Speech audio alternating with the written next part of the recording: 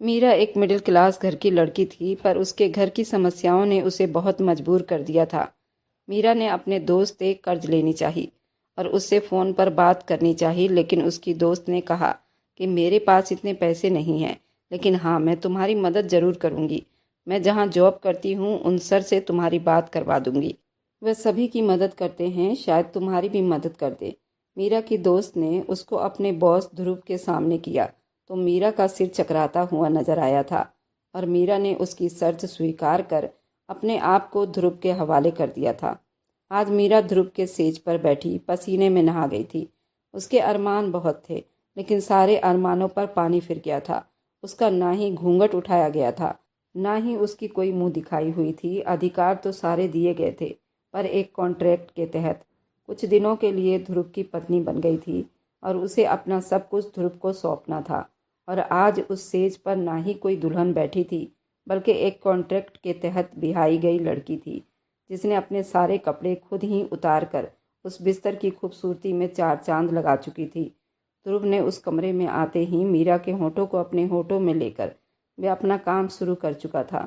मीरा को शर्माने की भी इजाज़त नहीं थी। मीरा से सब कुछ कॉन्ट्रैक्ट में लिखवाया गया था। मीरा सिर्फ सिसकियां भर रही थी और आहें भर रही थी। ये सब उसके साथ पहली बार हो रहा था, लेकिन उसे इजाज़त नहीं थी चीखने की भी और ना ही अपने आप को बचाने की। ध्रुव उसके दोनों ब्यूटी बोन को पूरा लाल कर चुका था। ध्रुव भी उससे पहले किसी भी लड़की को अपने बिस्तर पर नहीं लाया था, लेकिन उसकी एक बचपन की मंगेतर थी नव्या, जिससे वह शादी करने वाला था और नव्या उससे बेहद मोहब्बत करती थी। इस बात से ध्रुव अनजान नहीं था, लेकिन कुछ समस्याओं की वजह से ध्रुव को ये सब कुछ करना पड़ा था।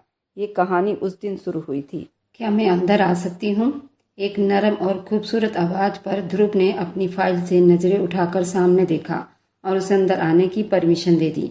सामने खड़ी 25 साल की लड़की उसकी सेक्रेटरी लवी थी। रेड कलर के कपड़ों में दुपट्टे को बड़ी अच्छी तरह से अपने कंधे पर पिन किए हुए थी। वह हमेशा की तरह बड़ी तसल्ली और बड़ी धीरज वाली लड़की नजर आती थी। वो पिछले 6 सालों से उसके ऑफिस में काम कर रही थी। ध्रुव के मिजाज को वह अच्छी तरह से जानती थी। सर, मुझे आपसे कुछ जरूरी बात करनी है, वह झिझकते हुए बोली। हाँ बोलो, मैं सुन रहा हूँ। वह ये कहकर फाइल एक साइड पर रखता अपने लैपटॉप की स्क्रीन पर झुक गया। सर, मेरी एक दोस्त है, उसे आपकी मदद चाहिए। लवी ने हिम्मत इकट्ठी करते हुए अपनी बात को कही तो वह कीबोर्ड पर तेजी से चलती हुई उंगलियों को पल भर को रोक गया। ध्रुव ने आंखें मोड़कर उसके तरफ शक भरी निगाहों से देखा और कहा, कैसी मदद? सर, मेरी दोस्त को 15 लाख रुपए की बहुत ज़रूरत है।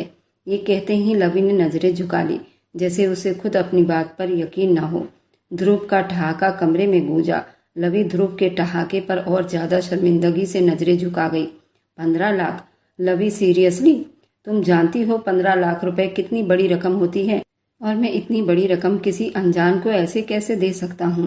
आखिर उसे इतने पैसों की जरूरत क्यों है? कोई वजह तो होगी, वह गंभीरता से बोला। लवी ने अपने होंठ को भींचा, धीमी आवाज में बोली, जी सर, उसकी माँ का ऑपरेशन होना है। उन्हें ब्रेस्ट कैंसर है।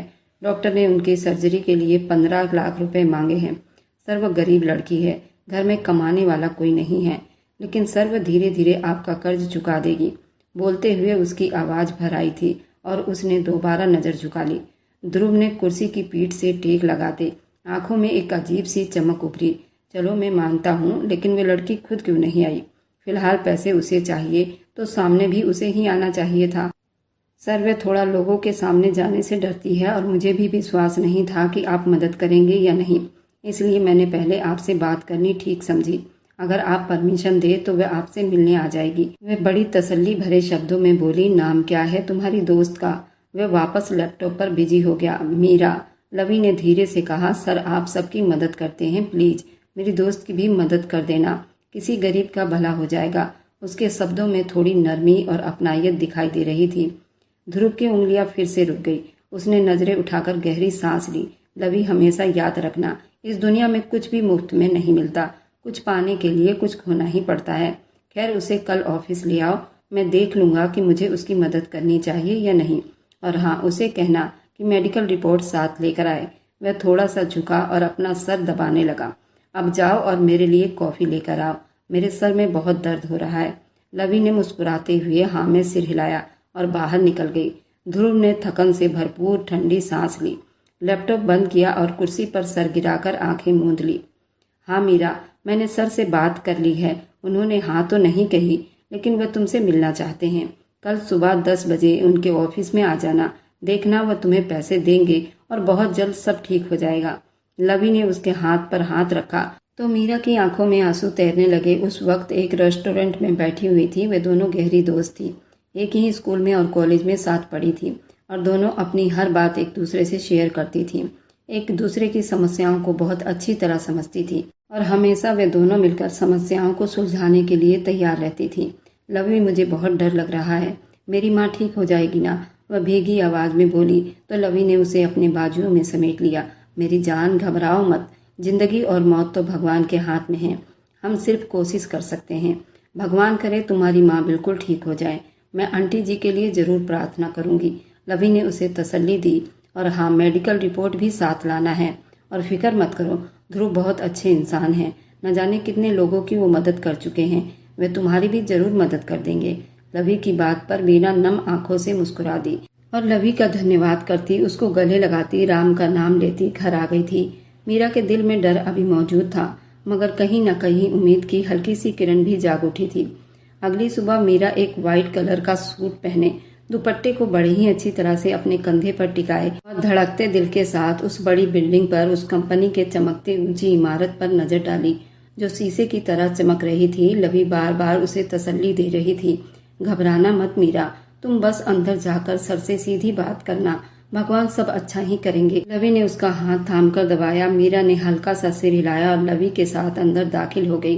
रिसेप्शन पर जाकर वह ध्रुव के ऑफिस तक पहुंची। मीरा ने बोझल दिल से आवाज दी।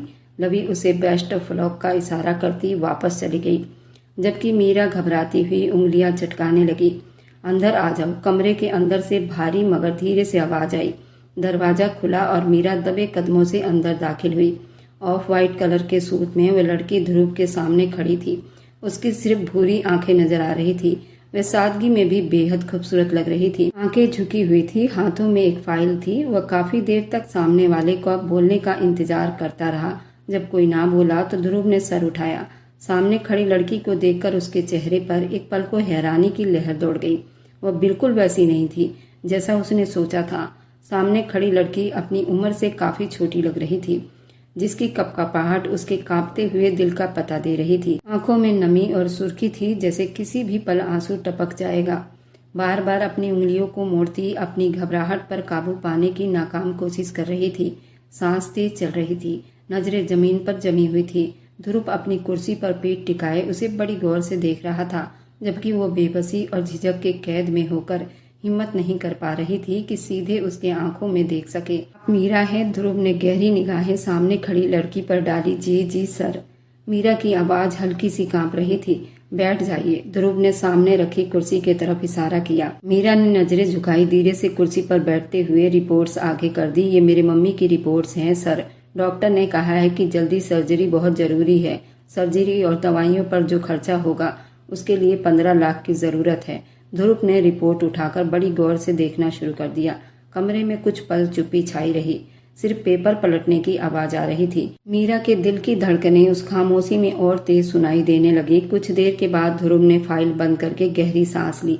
तो आपको मुझसे 15 लाख रुपए चाहिए? मीरा ने बेबसी से सर हिलाया। जी सर। मैं जानती हूँ ये बहुत बड़ी रकम है, लेकिन मेरे पास और कोई रास्ता नहीं है। मैं आपको वापस करने की पूरी कोशिश करूंगी। ये मुझ पर बहुत बड़ा एहसान होगा आपका। वह नजरें झुकाए बोली। ध्रुव ने कुर्सी की पीठ से टेक लगा ली। एक पल को मीरा के चेहरे को गौर से देखा और फिर वो उठकर मीरा के साथ वाली कुर्सी पर बैठ गया। मीरा उसके अचानक से साथ बैठने पर घबराहट का शिकार हुई। पल के लिए दोनों की नजरें मिली, लेकिन मीरा की नजरों की ताक न मिलाते हुए नजरें झुका गई। पैसे देना मेरे लिए समस्या नहीं, 15 लाख देना मेरे लिए मामूली सी बात है मीरा। वह थोड़ी देर रुका। लेकिन कहते हैं हर चीज की एक कीमत होती है, कुछ भी पाने के लिए कुछ खोना पड़ता है। अब सवाल ये है, क्या आप ये कीमत चुका सकती हैं या नहीं? वह हल्का सा मुस्कुराया। ये सुनकर मीरा का दिल जैसे जोर से धड़कने लगा। वह हैरान और परेशान नजरों से उसके तरफ देखने लगी। मैं आपकी बात का मतलब नहीं समझ पा रही सर। आप कहना क्या चाहते हैं मुझसे? मैं ये कर्ज थोड़ा थोड़ा करके चुका दूंगी, मैं वादा करती हूँ सर। वह घबराते हुए जल्दी से बोली, मुझे ये कहना है मीरा, मुझे पैसों से कोई मतलब नहीं है। 15 लाख मेरे लिए बहुत मामूली बात है। मैं 15 लाख आज ही आपके अकाउंट में ट्रांसफर कर दूंगा। अगर मेरी किसी और मदद की जरूरत हो तो मैं वह भी करने को तैयार हूँ। लेकिन मीरा, मेरी एक शर्त है। वह उठकर वापस अपनी कुर्सी पर बैठ गया। कैसी शर्त होगी सर? वह उंगलियां चटकाती परेशानी से बोली, तुम्हें मुझसे कॉन्ट्रैक्ट मैरिज करनी होगी। ध्रुव की बात पर वह अपनी जगह से जैसे पत्थर की बुत बनकर रह गई थी। एक पल के लिए वो हिलने के लायक भी न थी, जैसे जमीन उसके कदमों तले से खींच ली गई हो। आंखों में बड़ी आश्चर्य और चेहरे पर सदमे के असर लिए कुछ पल वह सिर्फ उसे घूरती रह गई। फिर एकदम गुस्से से बोली, क्या आपको जरा भी शर्म नहीं आई? एक लड़की से इतनी घटिया बात करते हुए उसकी आवाज में लड़खड़ाहट थी। इतनी गिरी हुई सोच रखने वाले इंसान को मैं अपना जीवन साथी तो दूर की बात है, एक पल के लिए भी बर्दाश्त नहीं कर सकती। ध्रुव, मैं आपको अच्छा इंसान समझ बैठी थी, लेकिन मुझे नहीं पता था कि आप इतनी गिरी हुई सोच के मालिक हैं। मीरा की आंखों में गुस्से की चमक और दिल में बेहद नफरत के जज्बात उमड़ आए थे, जैसे वह हर शब्द के साथ उसकी बेइज्जती का बदला ले रही हो। ध्रुव मीरा के गुस्से और उसके मना करने को नजरअंदाज कर गया। उसकी आंखों में अजीब सा भरोसा और गुरूर झलक रहा था, जैसे दुनिया की कोई ताकत उसके फैसले को बदल नहीं सकती। मीरा वह धीरे से मगर वजनदार आवाज में बोला, मैं जानता था कि तुम्हें ये बात स्वीकार नहीं होगी, मगर याद रखो, मेरी बात मजाक नहीं है। कॉन्ट्रैक्ट मैरिज तुम्हारा चुनाव नहीं, बल्कि तुम्हारी मजबूरी बनेगी। फिर तुम्हारे पास मना करने का कोई रास्ता नहीं बचेगा। उसके शब्द मीरा के दिल पर हथौड़े की तरह बरस रहे थे। वह अपनी जगह बेबस खड़ी आंखों में आंसू लिए उसे तक रही थी, लेकिन ध्रुव के चेहरे पर कोई ऐसी परछाई दिखाई न दी थी, जैसे उसे पूरा विश्वास था कि सामने वाला उसकी बातें को रद्द नहीं कर सकता। तुम अच्छी तरह सोच लो। वह थोड़ा सा झुका, फिर उसकी आंखों में देखते हुए बोला, मैं तुम्हें वक्त देता हूँ सोचने और समझने के लिए, और इस शादी के लिए मैं तुम्हें कोई जबरदस्ती नहीं कह रहा। ये तुम्हारी अपनी मर्जी होगी, मुझे इसमें कोई दिलचस्पी नहीं। मैं ये शादी अपनी औलाद के चाहत के लिए कर रहा हूँ। मेरी होने वाली पत्नी माँ नहीं बन सकती, और हमारे यहाँ जिससे एक बार रिश्ता तय कर दिया जाए उसे हर हाल में स्वीकार कर लिया जाता है, चाहे वह पसंद हो या ना हो।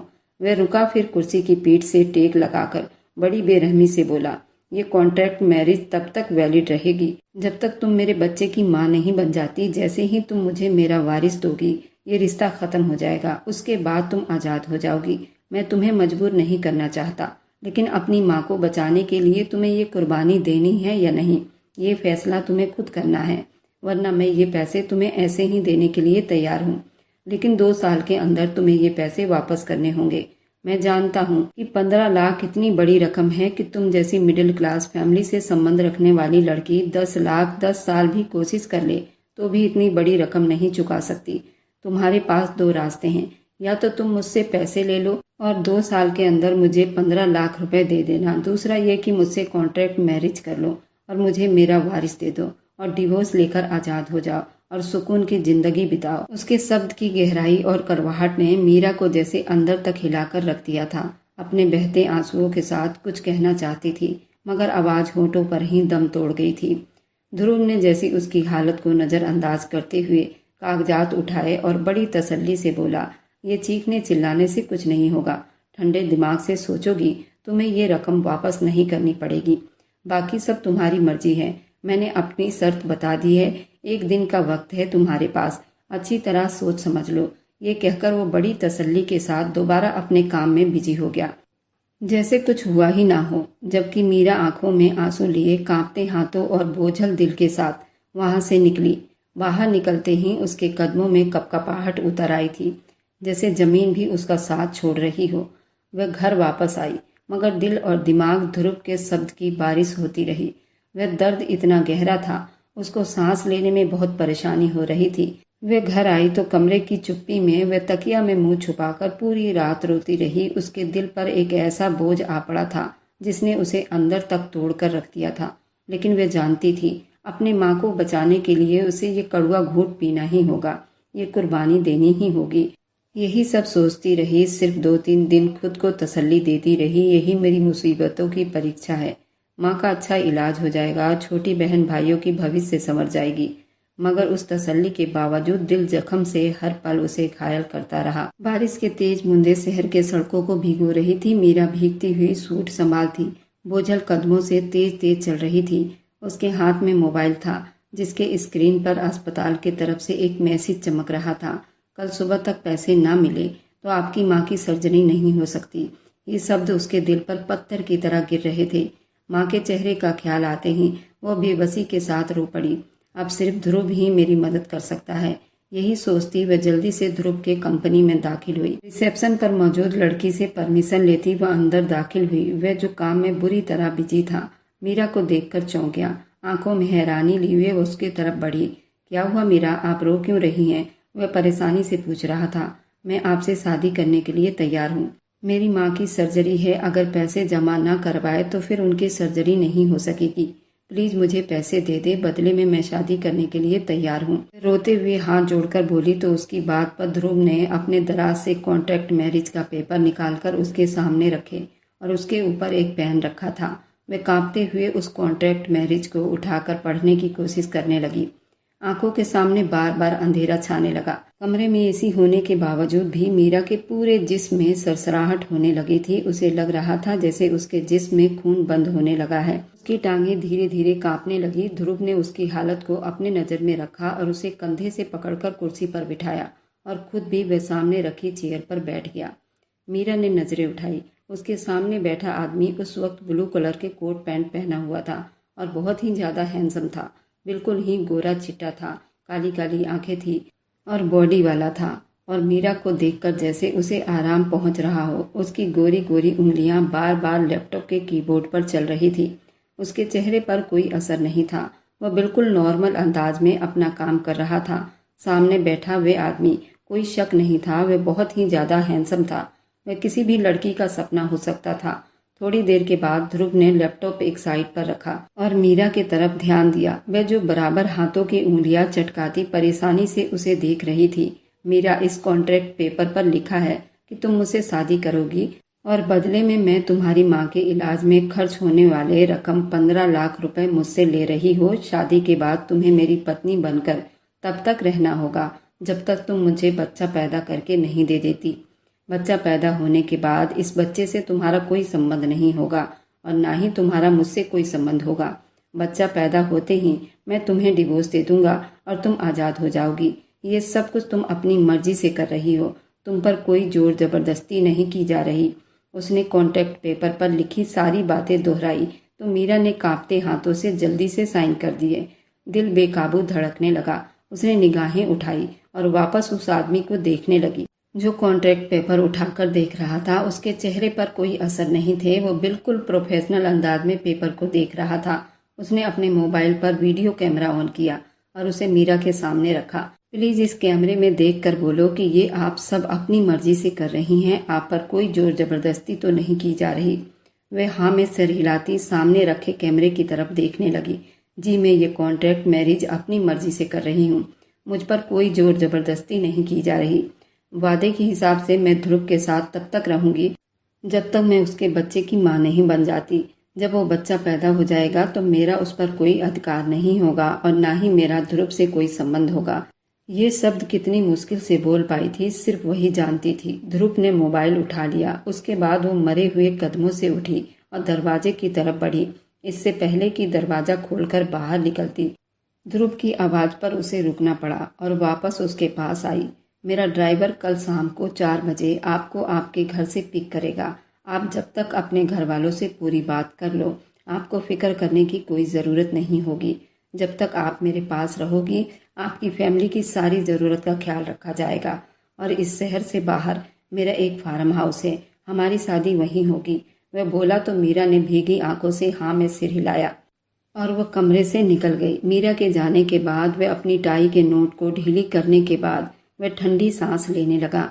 आंखों को जोर से बंद करके अपनी बेचैनी और तनाव को कम करने लगा। ये उसकी जिंदगी का मुश्किल फैसला था जो उसने कुछ पलों में ही ले लिया था। उसकी मंगनी बलवंत राय, जो कि उसके पिता थे, उन्होंने बचपन में ही कर दी थी। वह नव्या को पसंद नहीं करता था, लेकिन परिवार वालों के दबाव में आकर वह शादी करने पर राजी हो गया था। और जब शादी करने का वक्त आया तो नव्या का एक्सीडेंट हो गया था। एक्सीडेंट इतना डरावना था कि गाड़ी के शीशे टूटकर उसके जिस्म पर चुभ गए थे और गाड़ी का स्टीयरिंग उसके पेट के निचले हिस्से पर लग गया था। इस हादसे में नव्या के बच्चेदानी को बहुत ज्यादा नुकसान पहुंचा था। डॉक्टरों ने उसकी जान बचाने के लिए ऑपरेशन किया, जिससे वो बच तो गई थी, लेकिन उस एक्सीडेंट से वो मां नहीं बन सकती थी। वह हादसे के बाद फिलहाल डॉक्टर ने उसे सेहतमंद और पहले जैसा कर दिया था, लेकिन उसकी मां बनने का चांस ना होने के बराबर थे। और जब उसकी मीरा से पहली मुलाकात हुई थी, वह कुछ ही पलों में ये फैसला कर गया था। उसके पिता बलवंत राय भी यही चाहते थे, वह किसी लड़की से कॉन्ट्रैक्ट मैरिज कर ले और फिर उससे बच्चा पैदा करवा ले और फिर कॉन्ट्रैक्ट के हिसाब से वो बच्चे को देकर चली जाए और फिर उसकी शादी धूमधाम से नव्या से कर दी जाए।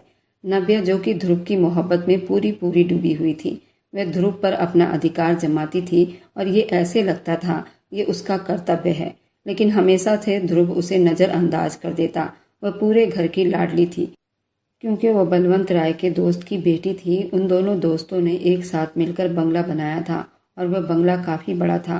ये सभी साथ रहते थे। बलवंत राय ये बिल्कुल नहीं चाहते थे कि नव्या की शादी कहीं और हो। ध्रुव ने हर चीज़ बारीकी से देखा और फिर वह अपने बीते हुए ख्यालों में डूब गया। वह ऐसा नहीं चाहता था, लेकिन मजबूर था।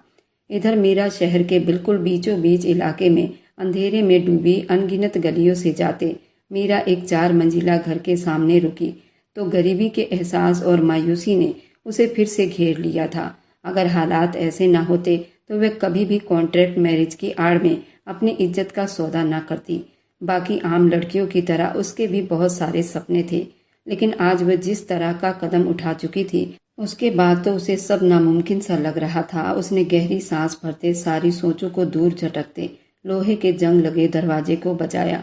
उसकी बहन ने जल्दी से दरवाजा खोला था। थकन उसके चेहरे से दिखाई दे रही थी। बिखरे बालों में उसे उम्मीद भरी नजरों से देखने लगी।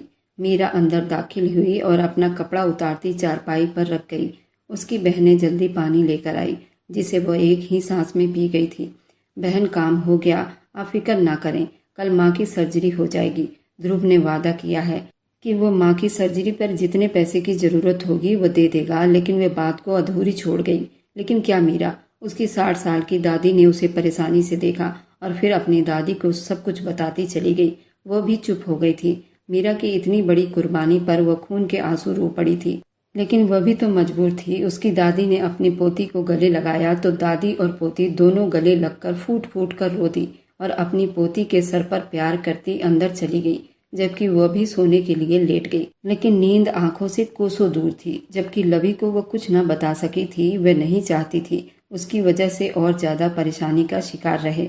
उसने अपनी दादी को भी सख्त मना किया था कि वह लवी को इस कॉन्ट्रैक्ट मैरिज के बारे में कुछ न बताए। 4 बज चुके थे। ध्रुव का ड्राइवर भी आ चुका था, जबकि मोहल्ले वाले जो इतनी बड़ी गाड़ी देखकर शक में पड़े हुए थे। शीतला देवी ने उनका मुंह बंद कर दिया था कि मीरा को नौकरी मिल गई है, जिसकी वजह से वह दूसरे शहर जा रही है। उनकी आंखों में हैरानी सी फैल गई थी और फिर मोहल्ले वाले भी तसल्ली में हो गए थे।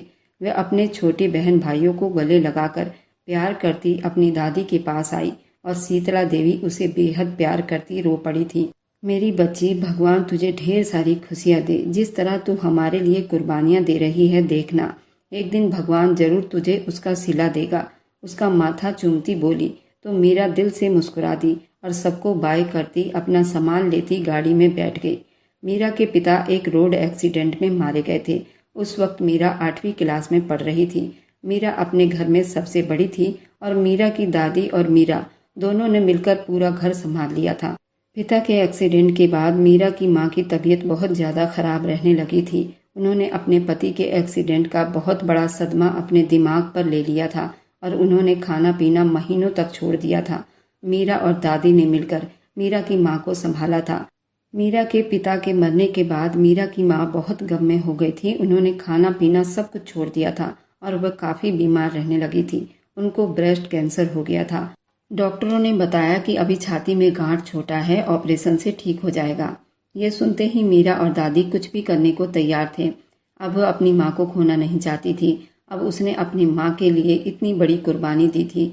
दादी ने उसे आज विदाई के नाम पर एक नया सूट और सैंडल ला कर दिया था, जिसे वह पहनकर बिना शादी के ही अपने घर से विदा हो रही थी। उसकी दादी ने उसे ढेरों आशीर्वाद दिए थे। अब गाड़ी में बैठ गए। 3 घंटे तक बराबर गाड़ी चलती रही। फिर शाम के 7 बजे गाड़ी एक बहुत बड़े फार्म हाउस के अंदर जाकर रुकी थी। नौकरानी ने उसे एक कमरे में जाने का इशारा किया तो उसका इशारा समझती अंदर दाखिल हुई। वहाँ मेकअप आर्टिस्ट खड़ी थी जो उसे शादी के लिए तैयार करने वाली थी।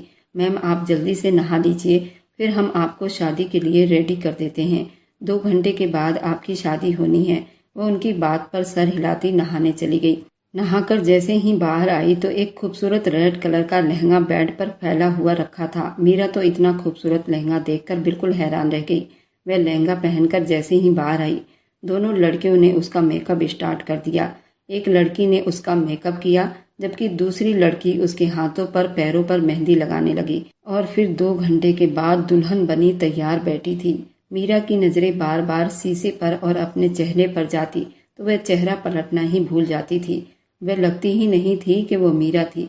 मैम, आप बहुत प्यारी लग रही हैं, कसम से आज ध्रुव सर तो आप पर दिल जान से फिदा हो जाएंगे। वह बिल्कुल हल्का सा मुस्कुरा दी। आप प्लीज ये मेहंदी धुलवा दीजिए, ये सूख गई है। वह घूंघट निकाले बोली। वह हाँ में सिर हिलाती गीले कपड़े और पानी से उसकी मेहंदी धोने लग गई थी। थोड़ी देर के बाद वे दोनों लड़कियां उसे बाहर ले आई थी जहां पंडित जी और कुछ लोग भी बैठे हुए थे। वहां पर ही मंडप सजाया गया था। मीरा को ध्रुव के साथ वहीं मंडप पर बिठा दिया गया था। पंडित जी ने अपनी रस्मों को शुरू किया। मीरा मरे मरे कदमों से सारे रस्मों को निभा रही थी। फिर पंडित जी ने उन्हें फेरे के लिए खड़ा किया। वो मरे मरे कदमों से सारे फेरे ले रही थी और थोड़े ही देर में सारे रस्में हो चुकी थी। वह उसके जिस्म का मालिक बन बैठा था। शादी के बाद 2 वकील मीरा के सामने बैठे और कुछ पेपर पर साइन करवाने लगे। वह जानती थी ये कानूनी कार्रवाई किसके लिए की जा रही थी। वह ना समझ नहीं थी, अच्छी तरह जानती थी उन सब का मतलब। पेपर साइन करने के बाद खाना खिलाया गया। मीरा ने फिर भी घूंघट ना उठाया, बल्कि वे खाना भी घूंघट के नीचे से खाती रही। उसके बाद वे दोनों लड़कियां उसे एक सजे सजाए कमरे में बिठा गई थी जहां की खूबसूरती देखकर वह दंग रह गई थी। खुशबूदार कैंडल, गुलाबों और फूलों की पत्तियों से उस कमरे की सजावट की गई थी। कमरे में पहली मध्यम नाइट बल्ब की रोशनी में जब उसने बेड के तरफ अपना नजर दौड़ाया तो पूरा बेड गुलाब की पत्तियों से सजाया गया था जहां पर 2 दिल बनाए गए थे। उसी के बीचों बीच वह लहंगा फैलाए ध्रुव का इंतजार करने लगी। थोड़े ही देर के बाद वह कमरे को लॉक लगाता अंदर आया था। वह अपना कोट उतारता, एक साइड में रखता, अपनी शर्ट के बटन को खोलने लगा। फिर वह चलता हुआ उसके पास बैठा, उसके मेहंदी लगे हाथों और पैरों को देखने लगा जिस पर खूबसूरती से उसका नाम लिखा गया था। क्या आपने अपने घर वालों को बता दिया है इस कॉन्ट्रैक्ट मैरिज के बारे में? मुझे ऐसा कोई भी रुकावट या आनाकानी नहीं चाहिए। बाद में इस बच्चे को लेकर कोई भी तमाशा ना हो। मैं आपके घर वालों की तब तक हिफाजत करूंगा जब तक आप मेरे पास रहोगी। आपकी माँ की सर्जरी हो चुकी है, फिलहाल वो बेहोश हैं। भगवान ने चाहा तो कुछ दिनों में पूरी ठीक हो जाएंगी। और दूसरा, यहाँ से जाने के बाद आपके अकाउंट में आपके किए गए वादे के हिसाब से मैं आपके अकाउंट में 50 लाख रुपए भी डलवा चुका हूँ ताकि आप आगे की जिंदगी आराम से बिता सकेंगी। मैंने ये शादी मोहब्बत में आकर नहीं की, ये बात तो आप भी जानती हैं। फिलहाल मुझसे और ज्यादा किसी चीज की उम्मीद मत रखना। मुझे ये नखरे, रोना धोना और ये मनाना मुझसे नहीं होगा। जब मेरा दिल चाहेगा आपको मेरे करीब आना होगा, बिना किसी नखरे के। उसके अलावा आप मेरे आस पास भी नहीं भटकेंगी। मीरा ने तकलीफ से आंखें मींच ली। कुछ आंसुओं का गोला मुंह पर बहने लगा। वह उठा और कमरे की लाइट ऑफ कर दी। अपनी शर्ट उतारने लगा। जी मैं समझ गई हूँ, आप परेशान ना हो। जैसा आप चाहेंगे वैसा ही होगा। आखिर आपने मुझे पूरे 80 लाख रुपए में खरीदा है और एक खरीदी हुई लड़की की कोई इज्जत नहीं होती। वह तो बस गुलाम या कैदी होती है जो अपने मालिक के हर हुक्म को बजा लाती है। वह कांपती आवाज में बोली तो ध्रुव ने उसके ताने भरे शब्दों पर अपने होंठ भींचे। खूबसूरत लहंगे के दुपट्टे को एक साइड करता उसके साथ लेट गया। ध्रुव ने उसका घूंघट तक न उठाया, उसे देखना तक गवारा न किया, ना ही तारीफ में कोई शब्द बोले। बस अपने मतलब पर आ गया था। मीरा की आंखें भीग गई थी। मीरा की कलाइयों में सजी हुई चूड़ियों की झनकार से कमरा गूंजने लगा। ध्रुव ने उसे अपनी बाहों में भर लिया। चूड़ियां, ज्वेलरी उतारो, मुझे शोर बिल्कुल भी पसंद नहीं। आज के बाद जब मैं यहाँ आऊं ये चूड़ियां और भारी ज्वेलरी मत पहनना। अंधेरे कमरे में उसकी आवाज गूंजी। जी नहीं पहनूंगी, समझ गई हूँ। चूड़ियां और ज्वेलरी रिमूव करती उसके साथ लेटी तो घबराहट का शिकार होने लगी। जिस्म कांपने लगा था, लेकिन वह खुद को मजबूत करने की कोशिश कर रही थी। चलो अपने ये भारी भरकम लहंगे को उतारो और अपना ब्लाउज उतारो। ब्लाउज में डोरियां हैं और हुक लगे हैं, मुझसे नहीं खुल रहे। मैं रोशनी में खोल कर आती हूँ। वह उठने लगी तो ध्रुव ने कहा, नहीं रहने दो, मैं खुद ही खोल लेता हूँ। वह वापस बेड पर बैठ गई तो वह उसके नज़दीक बैठा, उसकी चोली के डोरियां खोलने लगा। जब काफ़ी देर तक वह कोशिश करता रहा, ना खुली, तो वह एक ही झटके में पूरा जोर लगाकर उनको तोड़ता चला गया। वह चरचर की आवाज़ पर चोली भी फट गई थी। अपनी नाकदरी पर मीरा का दिल चाहा, वह दहाड़े मारकर रोए। और फिर लहंगे के साथ भी ध्रुव ने यही किया था। वह भी बेजान गुड़िया की तरह बैठी रही। वह उसे बिना कपड़ों का कर गया और बेड पर धक्का दे गया। वह सीधे पीछे गिर गई थी। उस पर झुकता, जगह जगह उसे चूम रहा था। वह उसकी गर्दन पर अपने दांत गड़ा गया। मीरा ने बेडशीट को मुट्ठियों में दबोचा, फिर उसके चेस्ट पर मौजूद आखिरी कपड़े को भी उसके बदन से अलग कर दिया। वह नाजुक सा वजूद रखने वाली लड़की उसके मर्दाना स्पर्श के नीचे दबकर रह गई थी। वह उसके नाजुक पंखुड़ियों जैसे होठों पर झुकता चला गया था और खुद उसके होठों की मिठास को पीने लगा था। मीरा का खूबसूरत, नरम, नाजुक सा बदन उसको किसी और ही दुनिया